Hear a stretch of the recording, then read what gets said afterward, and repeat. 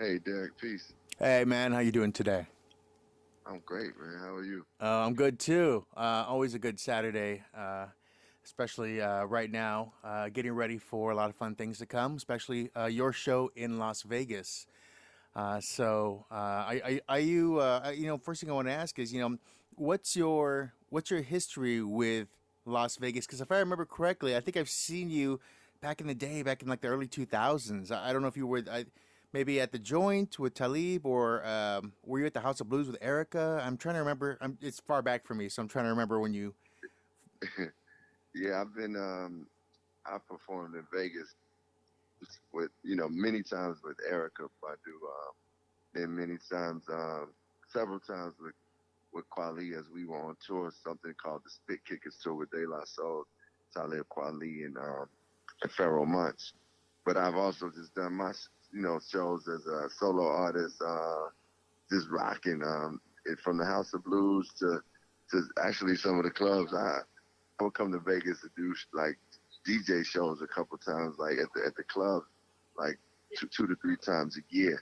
But I come to Vegas, often. I haven't been a lot in the past couple years, so this would be great for me to get to come perform out there, especially with the new show.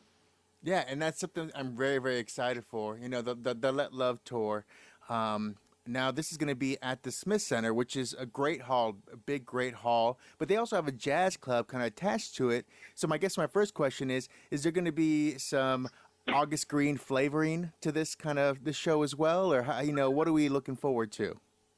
Well, I think what with the Let Love tour and what the performance that we present is definitely the musicianship and the culture of just great art being presented. Like, and August Green is definitely something that obviously the musicianship there is high level. So we definitely bring something. Some of the musicians that created on the August Green project actually produced my new album. They co-produced it with Karine Riggins. So Samora Pender Hughes and Boom Bishop produced on this album. They actually on the road with me. So yeah, you're going to get that live musicianship slash with theater performance too, because we have like narrative to the way we present shows now. Like I like to put my acting to the test and like get live in that way as well as just rocking the show.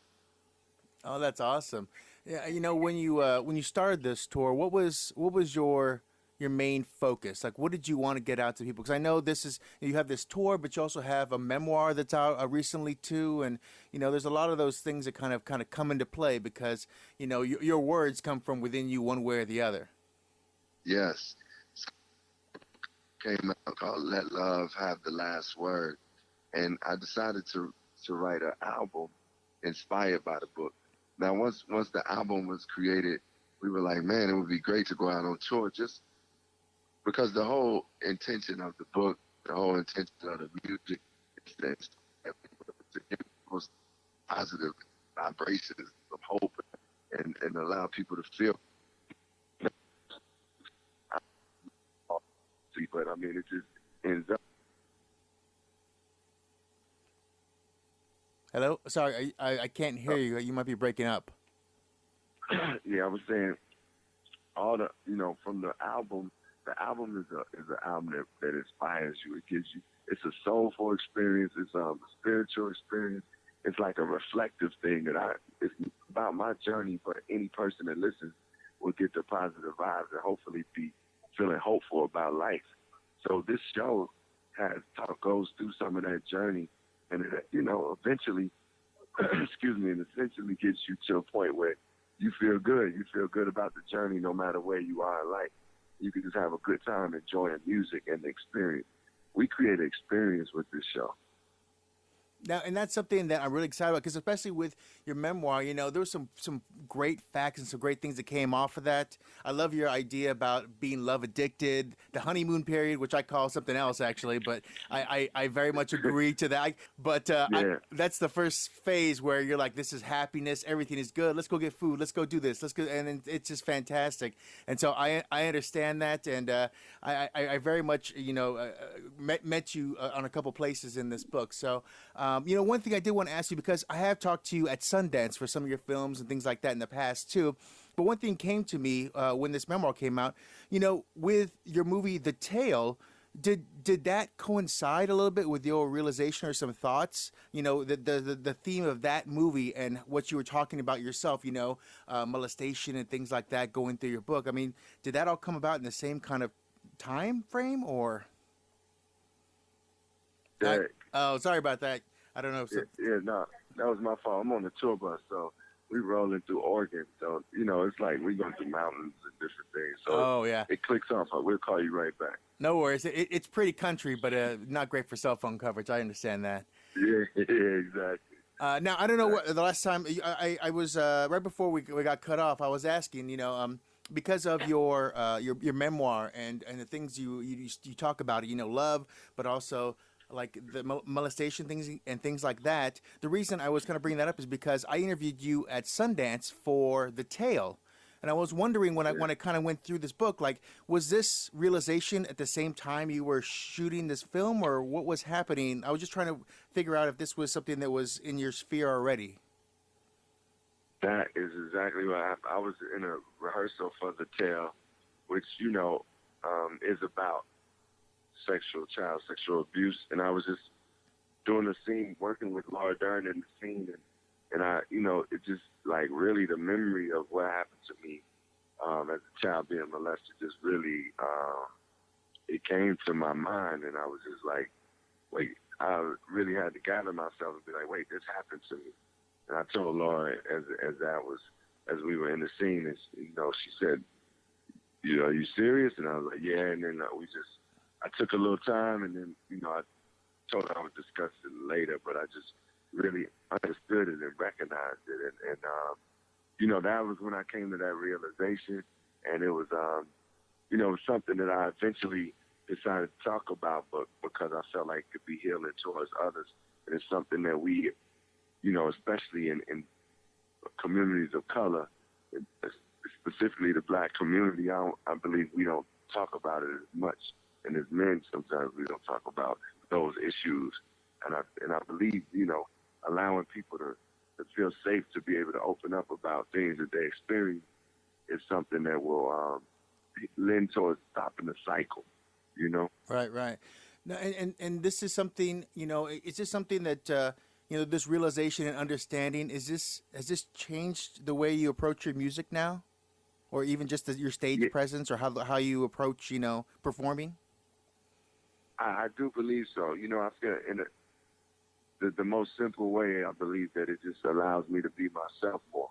Like when you reveal things about you that you didn't even know, and then you find out, you kind of just understand that that's something that you experienced, and then you're willing to share it. It just kind of allows you to like basically take off some of the masks that you had on, or the layers that you didn't even. I mean, I'm not even like beating myself up for not talking about it or never speaking about it, because it was something that I just kind of pushed away. So that being said, within my performance, within the new album, it's a certain raw, a certain truth or authenticity that just permeates. It illuminates now because of the fact that, I'm just being more of who I am. The more I discover who I am, the more I can express it.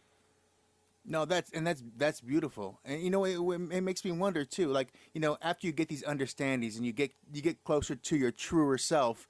I mean, can you look back at some songs or even some things you created and think that maybe there's a little anger and resentment in there that you just didn't even realize at the time? For sure, and I think I can look back at certain songs. I can look back at certain actions that I've done and be like, man.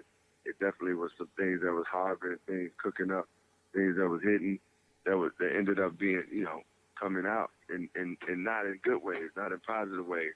And that's why I think, one thing I really adore about music and art itself, and like therapy and different things that really lend towards like expression and healing and finding oneself, is like it's a good way for you to let out the anger. A good way for you to let out the pain.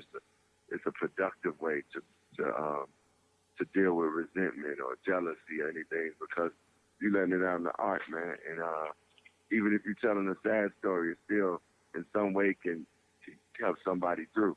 And that's what I'm saying about this book, about the album, and the performance. The performance is at the end of the day, people leave feeling like invigorated, feeling vitalized, feeling light. But we do take them on the journey. Right, and that's something I'm looking forward to because looks like it's the clearest your spirit has been in some time, maybe, to kind of just let that out and more importantly, rejoice in it too, which I think is something that anyone who's seen your shows before understands. When you're on stage, you're happy. Like there's Yeah. joy coming from you on that stage. Yes, and I think that joy, man, that joy for me is like, it's a joy in seeing others feel joyful. It's a joy in me, like the quest to make the audience like feel like, man, I feel good, man. I love this. Oh man, even the people that may not be in no common music like that, know my music, they still could be like, man, I appreciate this show. This is incredible.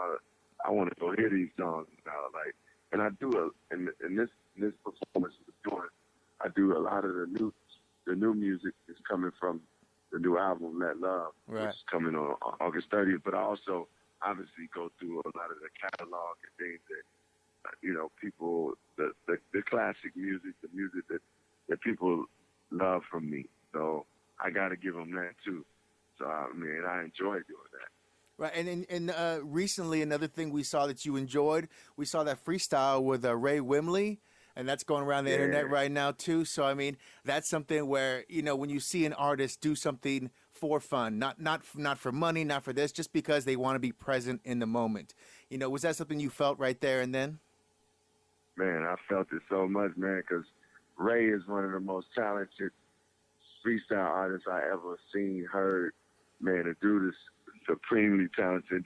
And his songs are good. I asked him to send us some songs after we did that freestyle thing. And he sent us some songs, and this man, he got great music, man. He's like a super talented dude, and to be in that element and just be spontaneous with it, and to see him there with his family, him rocking it. That he sets up. He's a street artist right now. Like, he performs on the street, but does that all the time. And just to be around that, I just couldn't help but be present, because it just really, when somebody's rhyming that good, I just want to rhyme with them. And like, that's what we ended up doing, man. Just having fun, and his whole family was there. It was just a joy to be a part of that, like, and rock with him. And that's when I grew up, kind of freestyling like that too. Right. So anytime it's somebody that good, you're like, oh, I got to show up. So I had to do my thing too. But Ray is on, he next level. Right. Well, as ever present you are in your music, you are also always present in your films. I'm looking so forward to The Kitchen, you being a police officer in that. I mean, it looks so good. 3 strong women, a great story. I'm so excited. Not only that, but another one with another extremely strong and deadly woman in Eve, too. I mean, you're getting some fun opportunities coming up right now. So how would you describe your acting world right now? Oh, man, my acting world and my acting career is progressing. It's growing. It's something that I thrive when I get a chance to do films and characters that really are fruitful and like rich, and characters that have depth and like have the roundness of what humanity is. I love that, man. That's one of my favorite things to do, is to dig into a character. So I'm really, like, at this point, grateful that I'm in The Kitchen. I'm looking forward to that myself, and also, I was really happy to be in Eve. It was an indie film that the director Eva Mendes was really creative, and obviously Mary Elizabeth Winstead is a dope actress. She's super dope. So I'm looking forward to doing, like, roles that really are impactful, that mean something, that it make me rise above and rise to the next level as an actor. So that's what the vision is. See, and I see that, and I respect that, because I mean, I've talked to you at Sundance multiple times for different things you've done too, and so I look at these, but at the same time, I enjoy the candy of your acting world. So it's a small part of me is hoping that you're going to be in John Wick 4.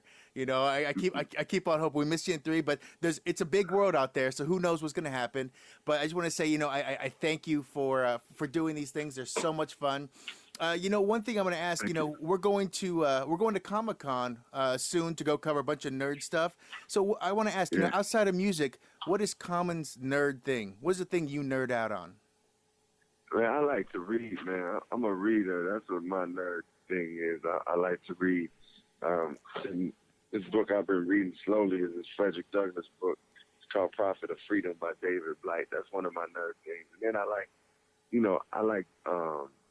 what else do I like? That's probably the most nerd thing that I do. I got other nerdy things. I be doing goofy stuff that are goofy. But let me correct the Eva that I was talking about that directed the director All About Me. Her name is Eva Vivis.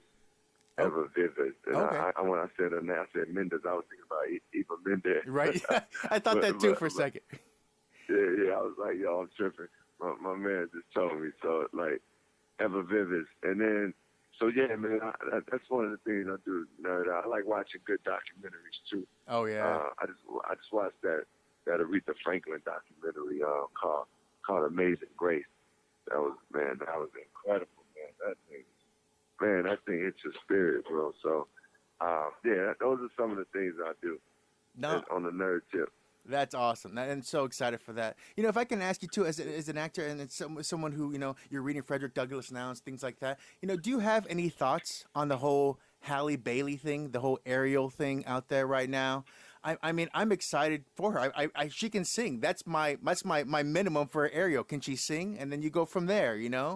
So Yeah, I mean, I think it's a beautiful thing that they cast somebody who is as talented as Hallee is, that she is going to do a great job at it as an actress. And, the world sometimes has to understand that things have to progress and change just because, one character, there's certain characters that may have been written in certain eras where people of color couldn't even be written in those characters. But now, we have to see the world we want and choose to see the world from a more equal space. So women, people of color should be getting some of the same opportunities that white folks did, that other nationalities get. And it's just that, as simple as that. So why not? Why not allow just the most qualified, the most talented? Obviously, the director thought she was the one. So I love that. I love that she got it. And that's how we break the walls down of all the racism, all the sexism, and all the other isms that just be messing the world up. for sure. Well, man, I enjoy you for your music. I enjoy you for your spirit, your acting. I hope you do anything on stage. If you did a spoken word, we're just, giving your thoughts on the world. Do that, put it out there too. 100% behind you. Congratulations on your life, where you are, your realizations, your daughter graduating. I mean, there's so many great things happening for you this year. So we can't wait to see that on stage here in Las Vegas. Yeah, thank you, Derek. I appreciate you, man, and thank you for checking the book out and taking time. And we looking forward to coming to light Las Vegas up. Let Love Tour is on the way, so y'all be there on the 20th, y'all. July 20th at the Smith. All right, Smith Center, we will be there. All right, great stuff, man. Have a great weekend. I'll see you soon, man. You too. Have a great day. Bye-bye.